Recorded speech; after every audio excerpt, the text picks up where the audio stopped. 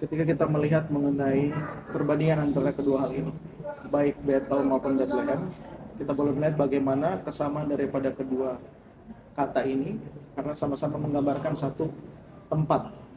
Ya, kalau kita melihat bagaimana peristiwa Bethel ini merupakan peristiwa ketika Yakub mendapatkan mimpi, di dalam tempat ini dia mengalami hal yang sama sebanyak 2 kali, dan kita melihat bagaimana Bethlehem merupakan tempat lahir daripada Yesus itu sendiri.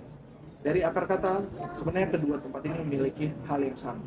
Dimana kalau kita boleh melihat bagaimana satu penjelasan mengenai kota Bethel, tempat Bethel ini merupakan satu tempat yang bisa dalam tanda kutip kita melihat bahwa ini adalah sebagai rumah Allah.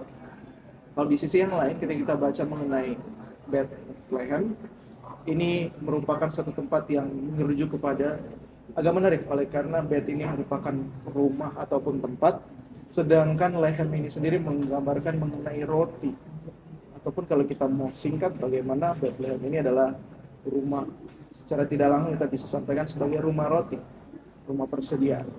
Tapi kalau kita lihat bagaimana kedua hal ini memiliki satu korelasi satu dengan yang lain, oleh karena di Bethel kita melihat bagaimana Yakub melihat akan tangga yang menyambungkan surga dengan bumi, dan dia boleh melihat bagaimana itu ada satu hadirat Tuhan yang boleh di sana. Dan kita boleh melihat di Bethlehem sendiri lahirlah juru selamat ataupun Tuhan itu sendiri. Jadi kedua hal ini memiliki korelasi, meskipun dari segi akar kata dan lain sebagainya memiliki satu perbedaan, tetapi di dalam hal makna rohani kita boleh melihat bagaimana kedua tempat ini, kedua hal ini menggambarkan bagaimana hadirat Tuhan itu ada, dan Tuhan itu mau datang dekat bersama-sama dengan manusia. Jadi kiranya ini boleh menjadi satu pemahaman yang baru, pengetahuan yang baru untuk kita, dan boleh berguna di dalam kehidupan kita.